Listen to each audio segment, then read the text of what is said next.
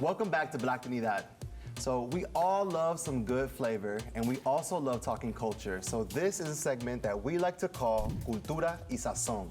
And today we're joined by a music artist, entrepreneur, and host. Welcome, Rom Lawrell. Hey! Thank you guys for having me. How are you? Of course, Doing good, great. good. We're Better supposed now to be that you're asking you here. that. Come on, host. It's the hosting hat. Take it off. Let's take it Just off. for We're gonna now. sit it here. Just for now. So this is our Cultura y Sazón segment where we want to ask you what is your culture, what is your background, and then also tell us if there's a favorite dish or snack from that culture. So on my mom's side, I'm Jamaican Creole. Beautiful. And my dad's side, I'm Dominican. So it's so much culture. Like, but I would say ackee and saltfish. That's like my favorite thing. Really? I love mango. And some fried chicken too, like African American. I love that. Oh my goodness. So tell us about your journey to becoming this like multi-hyphenate creative. You do so much. Just from looking at like your socials alone, it's like it branches off to all your different niches. And just tell us about how you got started and where you are now. Oh my goodness. Wow, so how I got started. So my dad wanted to be a music artist. Yeah. So from a young age, he would like put me in front of a camera and like say, hey, like sing this song or write this song or try to, so what I would do is take like Barney songs and like rewrite them and sing them for my grandma, my parents. So that's where cute. music started. Yeah. And then the production side started like with my dad. He was just an overall entertainer. So he would like try to write his own films and he would use my brothers and I as like his subjects. So it would be a lot of like stand in front of this green screen and like, you know, say this line and let me see how cool it is. So that's cool. where most of everything started from my dad, I would say. In the home. Yeah. That's so cool. Oh my gosh. And where geographically are you from? Like, where were you raised? So I was raised in Chicago, Illinois, on the south side. All right. So Chicago. Yeah, it was a tough upbringing, but I feel like my family kept me very grounded, knowing who I am. Being proud of who I am and speaking up for myself and not like toning myself down. I think those were like the biggest lessons I've learned in Chicago, and it taught me tough skin, like really, really tough skin. I believe it. I believe it. What's like some piece of advice that you would give to like young folks out there, young queer creatives, of color, Afro-Latino creatives that like wanna, you know, do what you're doing, right? And like dive into so many different creative fields and, you know, are trying to come into who they are. Like, what's some advice that you would give? I would say, and it's cliche, but you really have to like be in touch with who you are. Yeah. Authenticity is so important.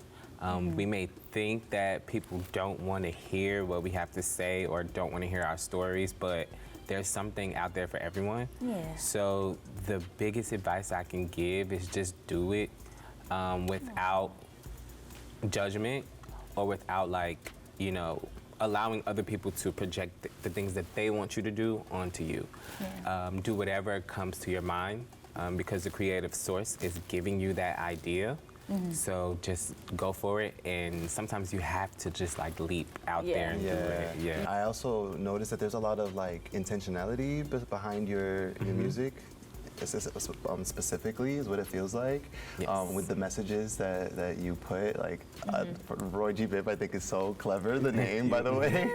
I want to know, who was that for you? Who was that for me? Wow.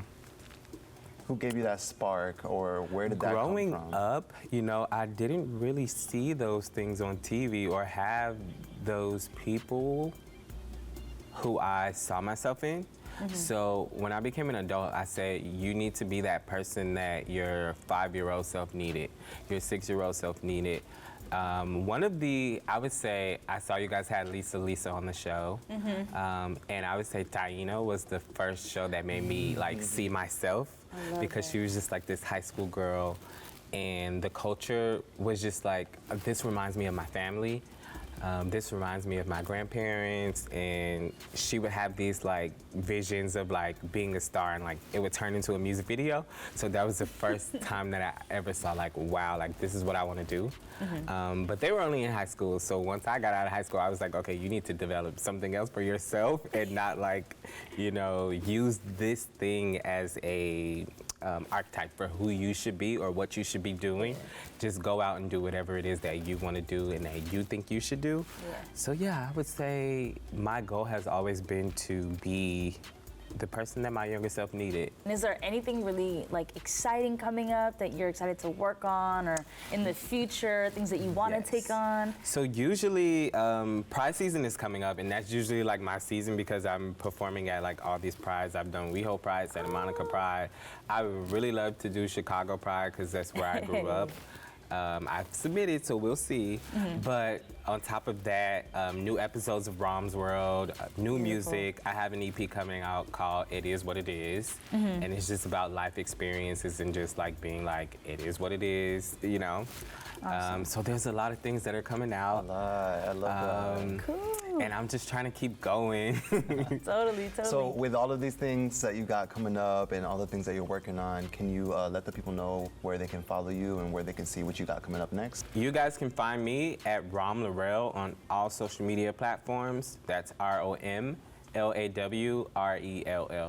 All right, y'all, we're gonna take a quick break, but we'll be right back with more right here on Blacktinidad.